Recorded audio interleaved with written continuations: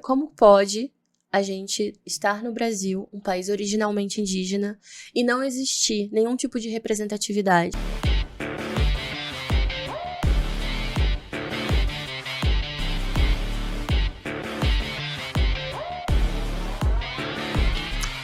Bem-vindos ao Reset Podcast, seu espaço para uma conversa de moda, sustentabilidade e inovação. Este podcast tem o patrocínio do ADN e Reset, uma plataforma de marketplace de moda sustentável e responsabilidade social. Muito bem. Gente, hoje temos... Oi, eu sou a Alexandra Fará, jornalista. Eu sou Jonathan Marques da Fonseca. Se vocês ainda não conhecem, já faz quase 2 anos que estamos aqui semanalmente. Mas... 2 anos, uau. Vai que tem gente nova, espero que tenha. Gente, compartilhem, comentem, divulguem. O que mais que você fala mesmo? Mandem, salvem, mandem para os seus amigos, faça esse conteúdo chegar a mais pessoas.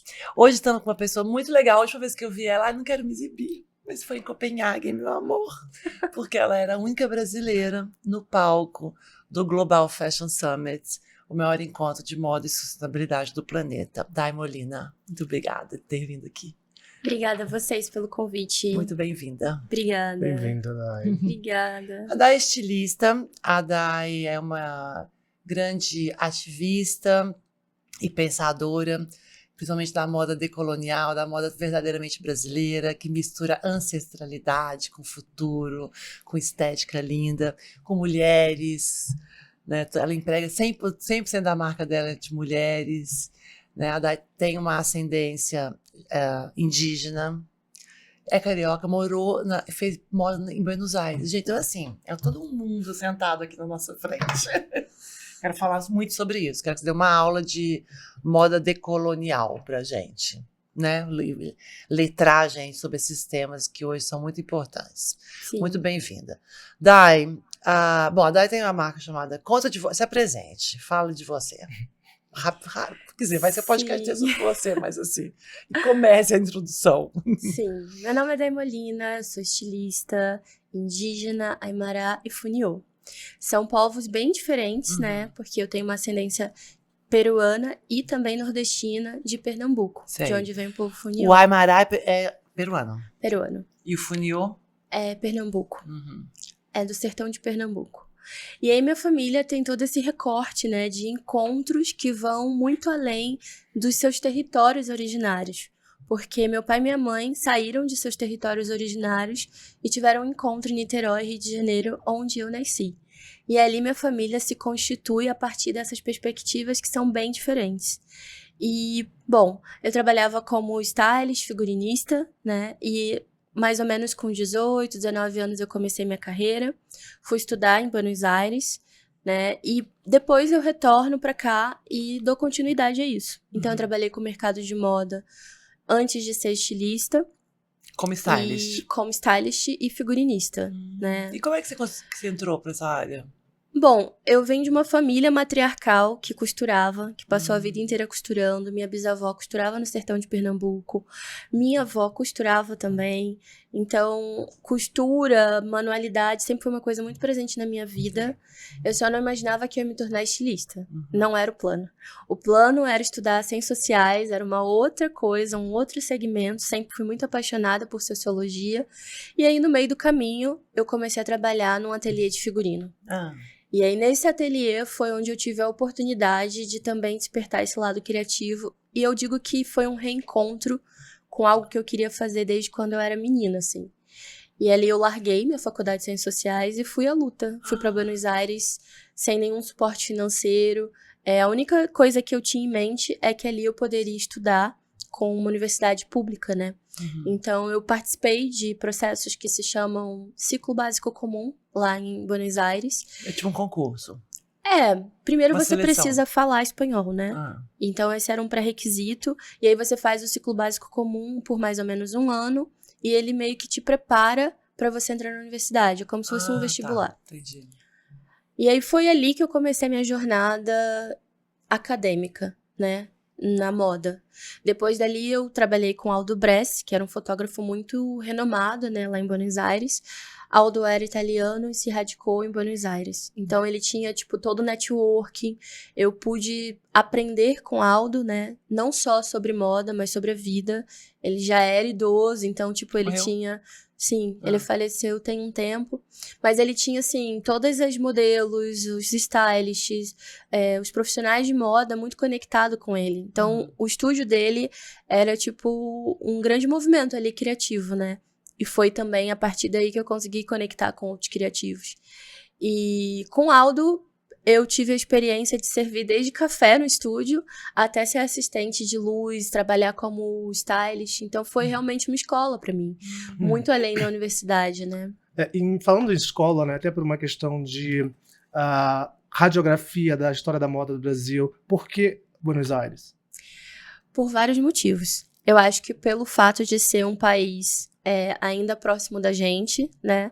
E também pelo fato de que eu precisava aprender uma língua para entrar no ciclo básico comum. E a língua que para mim era familiar era espanhol. Sim. Eu não sabia inglês, então eu nem tinha perspectiva de tentar um país, por exemplo, na Europa ou fora desse ciclo da América Latina, sabe? Então a Argentina para mim era o que me parecia mais possível além do Brasil. E, enfim, e a minha família também vivia na fronteira da Argentina com o Brasil, então tinha uma série de coisas, né? Sim. A Na minha época família eles viviam paterna, lá. viviam no interior, em Rosário. Então tinha uma série de coisas que pra mim fazia sentido. Sim, não sei se eu entendi errado, você também comentou que não existia ainda escola de moda no Brasil, ou eu entendi errado? Exatamente, não tinha universidade pública. A única Sim. universidade pública que eu lembro que tinha, acho que era no Ceará. Mas essa universidade pública, ela, tipo, tinha toda uma questão do vestibular e tudo mais. Enfim, não era tão viável e eu vi ali a oportunidade de ir também pra fora, aprender uma nova cultura. O que você acha da moda em Buenos Aires? Diferente Embranquecida. do Brasil. Né? Muito embranquecida. Muito mais embranquecida que a nossa. E elitista. Mais ainda. Sim, porque naquela época era... Quando você voltou, Dai? Eu voltei em 2016, 17 e, tipo assim, lá na época não tinha, por exemplo, uma representatividade negra. Não tinha. Muito menos indígena.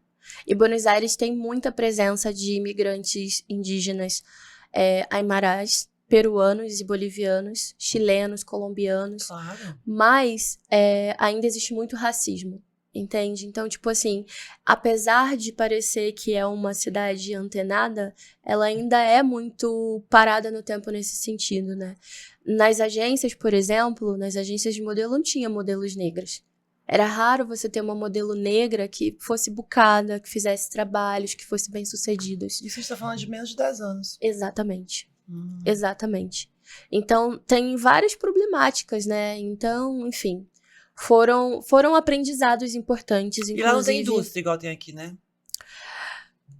Tem, mas acho que não na mesma projeção, assim, sabe? E engraçado que em Buenos Aires, todo mundo trabalha e sempre pensa na perspectiva do dólar. Ninguém é pago, por exemplo, na moda com moeda local. É muito raro isso. As campanhas geram em torno dos dólares. Tudo, sabe? É muito louco isso, né?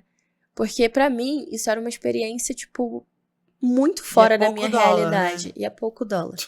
Na verdade, pouco dólar. Muito tudo bem. Você chegou a ser estilista lá, fazer roupa lá? Não. Eu não fui estilista lá. Eu estudei, né? Basicamente, eu estudei. E... Quando eu voltei pra cá, eu tava formada, então eu já trabalhava como stylist, produtora de moda. Lá eu consegui fazer trabalhos como stylist. Sei. Trabalhei pra agências, fiz vários books com modelos New Face. Comecei a fazer uns trabalhos como assistente em revistas de moda. Assinei editorial para algumas revistas locais, como Las Rosas. Trabalhei com bons profissionais de lá. Fiz um portfólio, né? Mas eu retornei pro Brasil e meu desejo era continuar trabalhando aqui. Só que o mercado era totalmente diferente. E as oportunidades também. Então isso me limitava muito no sentido de crescer como profissional. Em styling. Em styling, né? Mas aí te levou pra ganharmos você de estilista. E aí o que aconteceu? Eu acho que todas essas experiências foram muito positivas. Porque tudo aquilo que eu via e eu pensava assim, poxa, isso podia ser diferente, mudou também na perspectiva de quando eu podia fazer com autonomia o que eu estava fazendo. E qual foi o cenário que te levou, então, a criar a Analimo, né? E como você faz para agregar todas essas referências multiculturais dentro do seu design? Bom, eu acho que a primeira coisa tem a ver com a necessidade de existir Analimo. Isso era a primeira perspectiva que eu tinha. Porque eu pensava assim, como pode a gente estar no Brasil, um país originalmente indígena, e não existir nenhum tipo de representatividade? Eu, quanto stylist, não tinha nenhum poder de decisão. Então, eu não conseguia, por exemplo, colocar em editoriais meninas que eu gostaria que tivessem. Eu não conseguia emplacar, sei lá, campanhas com modelos indígenas. Pessoas questionavam se existiam indígenas, né? Então, indígenas na moda não existia. Essa é a realidade, né? Bizarro. E aí, eu precisei entender que isso era o meu propósito também, né? E ter aprendido tudo isso foi fundamental para eu chegar no momento que eu falei, preciso criar uma marca onde eu tenha autonomia para fazer aquilo que eu acredito. Então, a Analimo nasce nessa perspectiva. E, paralelamente a isso, acolhendo profissionais que estavam começando na moda, como modelos, né? Fotógrafos, maquiadores. E aí, por exemplo, tem a Zaya, que é uma modelo indígena, guarani e amazônida. E Zaya estava começando também, assim, muito no início de sua carreira, muito frustrada, porque tinha sido, enfim, negada em várias agências. Então, tudo isso conecta com esse propósito da Analimo existir, né? E aí eu falo muito que, tipo, a Analimo é uma marca, mas antes de ser uma marca, ela foi uma casa para acolher muitas pessoas que estavam iniciando no mercado e que não sabiam por onde ir. Então, a gente verdadeiramente se tornou uma família, né? E a gente começou a criar as nossas próprias referências. Então, era importante para mim ver pessoas como eu. Então, os modelos iniciais da marca eram, tipo, amigas, primas, irmãs, avó, eu mesma, sabe? E nessa perspectiva a gente foi construindo essa narrativa. Então tem, por exemplo, imagens de 2016, 2017, quando eu tava iniciando a marca e eu tava ali construindo essa narrativa com amigas que nunca tinham modelado e que se comportavam na frente da câmera da forma mais interessante possível, porque elas também não sabiam modelar, né? E a gente tava aprendendo tudo isso. Porque eu acho assim que topar uma coisa dessa sem você ter experiência Nossa. é no mínimo interessante. É. Porque Não, você eu não sei se toda uma eu técnicas. toparia, entendeu? Imagina, não sou modelo. Elas não tinham opção ali. E elas queriam me ajudar. Não tinha O opção. que era mais legal, entendeu? Sim. Então essas escolhas, elas foram muito pautadas nesse sentido. E eu falava assim, eu queria que existisse uma marca como a minha, porque se existisse uma marca como a minha, eu não teria o trabalho de criar uma. E eu sempre ficava pensando, por que criar mais uma marca, né? Mas essa era a forma que eu consegui entender que fazia sentido pra mim e pra uma pequena comunidade. Isso no Rio? No Rio, começamos o ateliê no Rio. Você voltou pro Niterói. Rio? Sim, voltei pro Rio. E eu sempre fiquei em São Paulo. Tanto que os meus amigos são antigos, né? Eu conheço pessoas aqui que me conheceram muito nova, né? Tipo, eu encontrei com o Dudu Bertolini algumas vezes, tipo, ainda novíssima, assim, tipo, 19 anos. Fazendo styling. E também participando de eventos de sustentabilidade. A gente se encontrou, sei lá, uma vez em Paraty. E aí eu falei com o Dudu, falei, nossa, Dudu, você é uma super inspiração, sabe? Tipo, você é uma referência de coisas boas que eu acredito na moda. E aí a gente se encontrou ali. Eu tenho uma imagem desse momento registrada, assim, que era exatamente isso. Eu tinha um cabelo curtinho, depois eu deixei crescer, depois eu cortei. E eu tava ali, sabe? Tipo, ouvindo o Dudu, e aquilo me inspirou muito também. Me ajudava a ter uma noção de que a moda não era só coisas difíceis, ruins de lidar. Tinha muita gente inspiradora. E eu acho que o Dudu era uma dessas pessoas. Segue sendo, né, essa pessoa. E dentre outras pessoas, né? Então, ali no início eu tava no Rio, em Niterói. E eu sempre vinha pra cá, fazia alguns trabalhos e voltava. Então, por exemplo, o primeiro desfile da Analimo foi em 2017 no Brasil Eco Fashion Week. Sei. E era a primeira edição do Brasil Eco Fashion Week. Máximo. Então, a Analimo nasceu exatamente naquele ano. E não existia na Senhor do primeira Rio, edição. não existia o menino do arte. Não tinha nenhum conhecimento sobre. Não. Né? Porque... Você foi uma primeira indígena por trás de uma marca a fazer desfile. Não só desfile, né? Toda essa história, todo esse movimento. Que coisa, né, Dai? Porque fiz agora, né? E assim, falando de pessoas inspiradoras, né? O que o Dudu foi pra você. Eu acho que hoje não tem mais na sua cabeça uma dúvida de que você é inspiração para outras mulheres no mercado. Como que você traz isso pra si? Como você lida com isso? Eu sempre falo que quando a gente tem uma grande inspiração, é fácil ser inspiração, né? Eu tive uma inspiração que eu tive a oportunidade de viver a vida toda do lado da pessoa mais incrível da minha vida, que foi minha avó Nana, que foi a pessoa que me inspirou a costurar, me inspirou a criar, né? Minha avó foi um suporte emocional, físico e espiritual muito importante pra mim. Então, ela me ensinou o que era ser uma inspiração. E a gente tem uma ideia muito equivocada sobre ser inspiração, né? Quando as pessoas falam, você influencia, você inspira, eu acho até engraçado porque eu não me considero essa pessoa, tipo, influenciadora, mas me sinto como alguém que inspira alguém, sabe? Inspira outras pessoas, outras meninas, outras mulheres, jovens, né? E, sobretudo, pessoas indígenas também, porque essas referências nunca existiram pra gente. Então, a minha avó mesmo, ela falava assim pra mim, menina, você tá doida, você tá sonhando com uma coisa que, tipo, vai dar dinheiro, você vai conseguir viver disso. Uma das coisas que minha avó falava, assim, na época que eu comecei a marca, era, tem certeza que isso faz sentido? Porque o medo dela era que eu não conseguisse sobreviver de forma digna, né? Não sobreviver, viver, né?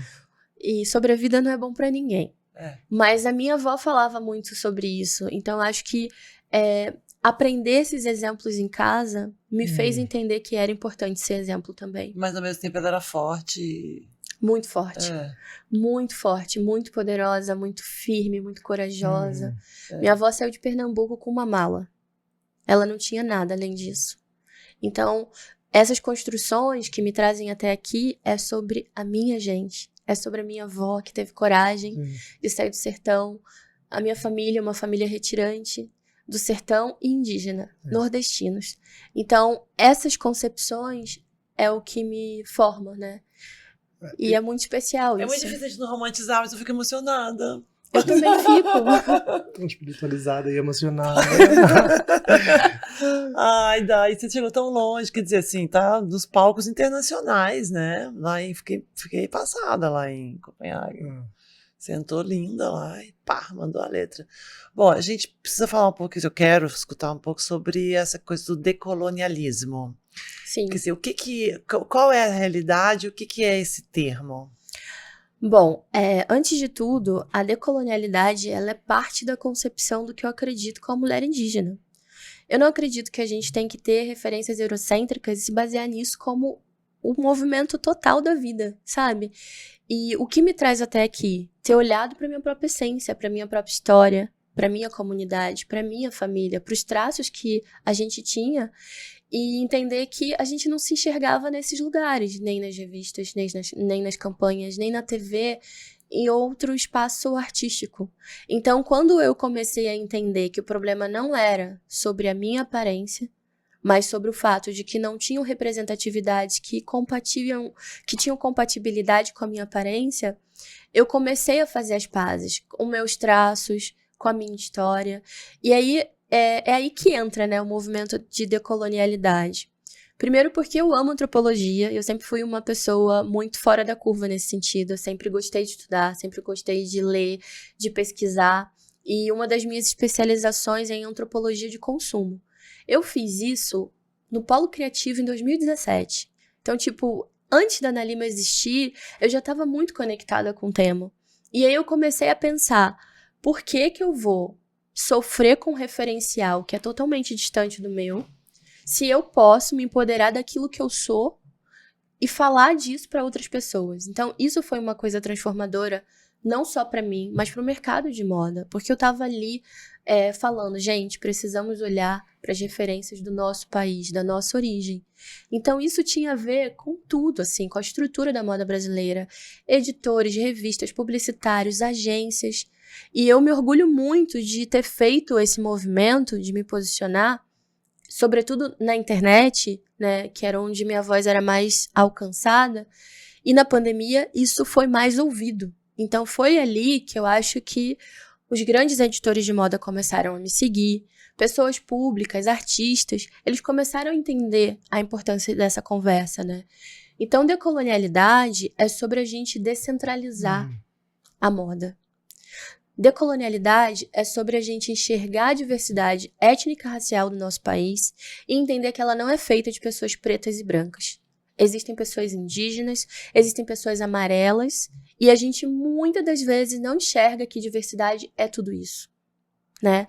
Então, para mim, falar sobre moda, né? E eu criei uma tag que virou um movimento, que virou outras coisas, que virou uma escola decolonial. E essa escola decolonial... Essa é a tag? Escola decolonial? Não, a tag é Descolonize a Moda. Tá. Que também originou no meu livro e na minha pesquisa, né? Então, por exemplo, dentro dessa perspectiva, durante a pandemia, o meu desejo era como posso usar desse tempo em favor da comunidade indígena. Então, tipo, falava com grupos, né, de pessoas que também se originou o coletivo Indígenas Moda BR. Esse coletivo ele era composto de uma diversidade de criativos que também estavam iniciando ou que já estavam inseridos na moda e que não tinham visibilidade. Então, essas conversas entre nós, ela era, sobretudo, uma cura ancestral dessas dores sistêmicas que muitos não entendiam. Então, a gente fazia um trabalho de letramento interno para a gente ter essa construção de quem a gente era e expor isso de algum modo. Então, nessa leva veio a Zaya, o Gustavo Paixão, que é um fotógrafo indígena, e outros nomes, né, na época, em que a gente se reunia para fazer desse movimento um movimento que pudesse nos fortalecer, né? Então, tudo isso foi possível porque a gente estava construindo, né, e conversando, fazendo diálogos de dentro para fora. Então, quando a gente começou a colocar isso em ações, foi o momento em que a gente podia falar com empresas, ensinar isso para empresas, né? Promover diálogos mais profundos sobre instituições, até mesmo no sentido educacional, né? Então, tudo isso foi um caminho, foi um processo. Não aconteceu do dia para a noite, né? E quando você fala de diversidade, né, que a gente precisa expandir esse conceito de diversidade que a gente tem dentro do Brasil, e que você chega ao ponto de que há a necessidade da importância da conversa, você sente que saiu-se um pouco da importância da conversa para ações mais práticas, ou ainda temos muito que evoluir em termos de práticas? Olha, com toda sinceridade... É isso. Eu acho que evoluímos um pouco. Não acho que a gente está no zero, de verdade, mas acho que a gente ainda precisa aprofundar.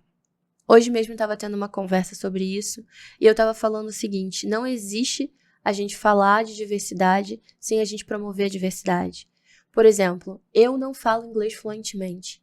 E ter uma organização internacional que acredita na minha voz, na potência do que eu sou, me levando, por exemplo, para a Dinamarca, é muita coisa. É sobre a gente entender que essas construções de diversidade, ela também se faz com a inclusão. Então, o que a gente pode fazer com uma jovem, com um jovem, potencializar essa voz e mostrar para o mundo que é importante incluir de dentro para fora. Porque senão a gente ainda fica no discurso e na ideia de que a gente está promovendo diversidade. Mas diversidade é prática, né? Bell Hooks fala sobre um movimento que eu acho muito interessante. Ela fala que o amor é ação. E se a gente não pensar a diversidade com amor, a gente vai sempre estar vulnerável e vazio. Vai ser superficial essa conversa. Então a gente precisa se apaixonar pela diversidade. A gente precisa instituir a diversidade como um elo prioritário para que a gente possa promover cada vez mais diversidade racial, ética, inserções culturais. Porque uma diversidade cultural, ela não vem só com um corpo, ela vem com uma série de outras questões e ecossistemas, né? Então, quando a gente fala de inclusão, a gente fala de quebrar, por exemplo, movimentos que são totalmente fora, né, desse sentido do que a gente fala de sustentabilidade. Então, se a gente fala de SG, a gente fala de uma série de valores, a gente precisa colocar isso na prática. A gente precisa aplicar isso para que isso seja real, né? Hoje de manhã eu vi um post de ética washing. Porque assim, eu que gosto muito de novos materiais, né? Às vezes a gente Finge que não tá vendo que é greenwashing, porque a gente precisa de infiltrar os lugares. E às né? vezes a gente também constrói um caminho que é pra tentar parecer que tá bom. Mas na verdade isso dá mais trabalho do que a gente ser genuíno. Porque ser genuíno é tão necessário. E faz tanta diferença na vida das pessoas, sabe? Então, às vezes a gente gasta tempo com uma coisa quando a gente poderia estar investindo esse tempo em outra. E de verdade, sabe? Tipo, Ah, tipo... tipo, muitas coisas. Por exemplo, eu fico pensando sobre essas narrativas, né? Atuais. Eu acho que não existem verdades absolutas.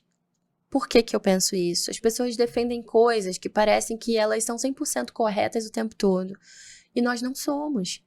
Nós estamos sempre falhando como ser humano. Mas como a gente pode produzir uma atitude ética? Não é sobre não errar nunca, mas é sobre tentar construir um lugar de acertos. E se você constrói um lugar de acertos, você pode falhar no caminho. Mas como você se comporta diante disso? Você se organiza e repara isso? Ou você segue fingindo que não tá acontecendo nada, entendeu? Então eu acho que isso é um aprendizado importante. Não só para as organizações, mas para o ser humano. Nós somos também organizações individuais, né? e fazer, né? Porque se a gente ficar parado, fingir que não dá, tem que fazer, Tem que que a gente fazer. erra e olhar para o nosso fazer e tentar consertar. Com olhar crítico, né? Talvez seja Sim, isso, né? sim, com certeza. Assim, a gente sabe que nunca é fácil ser o primeiro, né? Você foi uma Sim. das percursoras, é isso? É. Percursoras dessa moda indígena autoral. Como foi que a mídia te recebeu e como ela te trata hoje? Você percebe a diferença? Uau, que incrível. Na verdade, acho que é precursora. Porque ele Precursora. fala meio português, meio francês. Ele fala assim, nossa, não tô conseguindo ler muito bem em português. Metido, né? Não, para. Precursora. Como é que é a mídia? Boa. Então, eu acho que foram muitos desafiadores os caminhos, sabe? Não foi fácil. Nossa, não foi fácil mesmo. Ainda mais quando eu tava falando de uma perspectiva de uma mulher indígena que teve acessos, que cresceu numa cidade. Minha família não era uma família rica, era uma família favelada. Uma família periférica que saiu do Nordeste e foi morar na favela. A única diferença é que eu entendi que eu precisava persistir nos meus sonhos. Dentro do meu coração, eu me sentia diferenciada. E não era porque a gente tinha dinheiro. Era porque eu falava assim, eu acredito que eu devo seguir esse caminho. E hoje eu tenho certeza que eu fiz uma escolha certa, mas não foi E fácil. foi através da educação, né? Totalmente. Porque minha avó, ela se sacrificou muito em muitos sentidos, né? Porque ela já era idosa quando ela criava eu e minha irmã. A gente não foi criada pelos nossos pais. E a minha avó estava ali fazendo faxina, trabalhando como doméstica, para que a gente não parasse de estudar, porque ela acreditava nisso. Então hoje o meu trabalho com mulheres é uma resposta a isso, porque eu acredito na força feminina. Eu acredito que existem mulheres incríveis que precisam de oportunidades, como a minha família precisava. E essa questão da mídia, eu acho que era uma questão super complexa, porque eu estava falando de um assunto novo para um mercado que é muito complexo. E aí, eu acho que muita gente aprendeu muitas coisas positivas, mas muitas pessoas deixaram claro que não queriam aprender. E isso é um divisor, né? Quem aprendeu vai seguir aprendendo, e quem não aprendeu antes agora quer aprender, porque é o assunto do momento. Então eu tava falando de uma coisa que era, tipo, super inovadora, e que de algum modo talvez assustava ou gerava questionamentos. Mas eu tô aqui, continuo sendo a mesma. A única diferença é que a mídia já não trata mais como antes, né? Tem essa questão. E positivamente, mas é um processo, né? E eu acho assim, que se eu fosse homem, tudo que eu fiz seria dito como algo revolucionário. Mas ser mulher e enfrentar uma sociedade machista, elitista, racista, não é fácil. E eu acho que o que aconteceu foi um movimento de muita coragem, que eu fico me perguntando sempre, assim, sabe? Da onde veio tanta coragem para me posicionar contra um mercado que não nos enxergava? Então, se eu fosse certamente um homem, eu estaria em todas as capas de revistas. Porque é muito interessante promover isso, né? Mas eu não sou. Então vou seguir sendo corajosa, forte e destemida. Você acha que ainda é assim? É, claro, né? Claro que é, né, Alê? Claro que é. Não é diferente. E o mercado de moda é um mercado que tem muita presença masculina. É. E no poder de decisão. Claro que existem homens conscientes, não tô falando aqui de um movimento generalizado, mas tô falando do movimento de que sempre existe uma panela e essa panela vai beneficiar outro homem. É. Então, tudo isso que aconteceu até aqui, inclusive de coisas positivas, foram com pessoas muito, muito incríveis e muito conscientes disso. Inclusive do reconhecimento desse espaço como um espaço predominantemente masculino no poder de decisão. Nós, mulheres, somos a maioria na produção, na execução das ideias da moda. É. Na costura, na produção, enfim, no desenvolvimento Maioria de uma ideia. esmagadora, mas na decisão, Mas tomada na de decisão, não. São os homens. Então eu conto com os homens conscientes para que a gente possa construir mundos melhores. Você é um homem Eu sou super consciente. Sim. Sempre que eu faço reunião com mulheres, eu nunca falo, deixo que elas toquem. Ontem mesmo eu fiz uma reunião que eu falei, toca. Tô treinado pelo Alexandre. Tô treinando pelo Alexandre. Só que nesse caso, eu sou obrigado a ficar calado. Não, mas é No real. dia a dia de empresa, Você é um eu gentleman. deixo as mulheres conduzirem, sabe? Não, o espaço é de vocês, vai. Sim. Falo quase nada. Mas é verdade, eu acho que existe esse lugar, sabe? Peraí, historicamente, nós somos aqueles que decidem. É. Então, por que a gente não abre espaço para que elas possam decidir? Sim. A gente está vivendo um tempo onde essa prática, ela precisa ser cada vez mais real, para que a gente possa promover um mundo onde existam mulheres incríveis, fazendo coisas incríveis junto com homens incríveis. Não é sobre a gente dividir isso, mas é sobre a gente ter a Se unir concepção. pra conquistar, sabe? Exato. E reconhecer o espaço que a gente deve pra vocês. Exatamente. Palmas. Por isso que eu te deixo falar horrores. Você deixa. Brincadeira. A gente se ama. Agora que eu sei, eu vou dar o espaço pra você. Meu amor, o espaço é meu. Ô, Dai, a gente já acabou. A gente vai encerrar aqui. O poder de decisão é meu. É isso, vai. Mentira, tem uma coisa chamada poder de decisão que é o relógio. Infelizmente, não sou eu nem o Jonathan. Dai, só queria assim, 1 minuto, a Dai de Ciro na Casa de Criadores. Aonde depois as pessoas podem olhar. Eu vou colocar o seu Instagram aqui pra ver o último de Ciro, que foi uma graça.